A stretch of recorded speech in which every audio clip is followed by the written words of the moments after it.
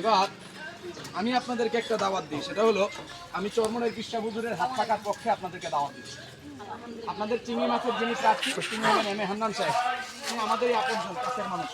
আর আমাদের যিনি প্রার্থী তিনি চরমনের হযরত কৃষ্ণা হুজুরের পক্ষ থেকে শাইখুল হাদিস আল্লামা মকবুল হোসেন। কেন আমি আপনাদেরকে দাওয়াত দিলাম?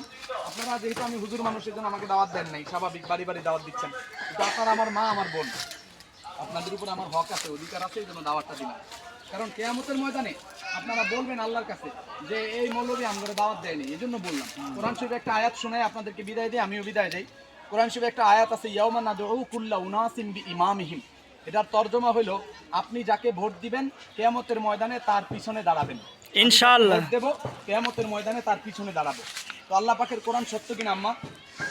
আমাদের আল্লাহ সত্য, তো এটা যদি সত্য হয় তো আপনারা যদি আমাকে ভোট দেন তো আমার পিছনে আপনারা দাঁড়াবেন কিয়ামতের ময়দানে। আর আপনারা 56 বছর ধরে এই দেশটা, আমার আব্বা মুক্তিযোদ্ধা, আমিও মুক্তিযোদ্ধা 24-এ, তো 56 বছরে এই স্বাধীন করছে আমার বাবা এই রাষ্ট্র। এই 56 বছরে একটা চুরি মুক্ত মেম্বারে দেশে দিতে পারে নাই, চুরি মুক্ত চেয়ারম্যান দিতে পারে নাই। গরিব দুঃখী মানুষের বাথরুমের চাকরি খায়া পালায়, রাস্তার ইট বালি পিজা খায়া পালায়। একজন চোর মুক্ত মেম্বার এই 56 বছরে এই দেশ আমাদেরকে দিতে পারে নাই, সেখানে এমপি মন্ত্রী তো বলা বাহুল্য। সুতরাং আপনাদের কাছে আমার এটাই দাওয়াত, আপনারা দেন, আপনাদেরকে যারা দাওয়াতে নামিয়েছে দেন, দাওয়াত দেন। কিন্তু এতটুকু মাথায় রাখবেন, আমি যাকে ভোট দেবো তার পিছনে আমার হাসর হবে, এবং তিনি জিন্দগিতে যা কিছু করবেন তার জীবনের প্রত্যেকটা আমল আমার আমল নামায় চলে আসবে।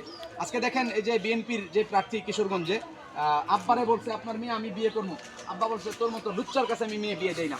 সাথে সাথে আব্বাকে এই গাছের সাথে বাঁধছে, বাইন্দা ওই যুবতী মেয়েকে বাবার সামনে গণধর্ষণ করেছে। আমি আমার মালিকের নামের কসম করে বলতেছি এই কথা সত্য, কোনো মিথ্যা নাই।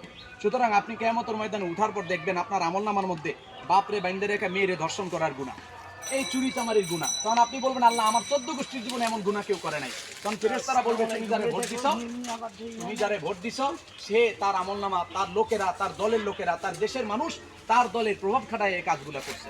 সুতরাং আমার দায়িত্ব এটা আপনাদেরকে বলে দিলাম।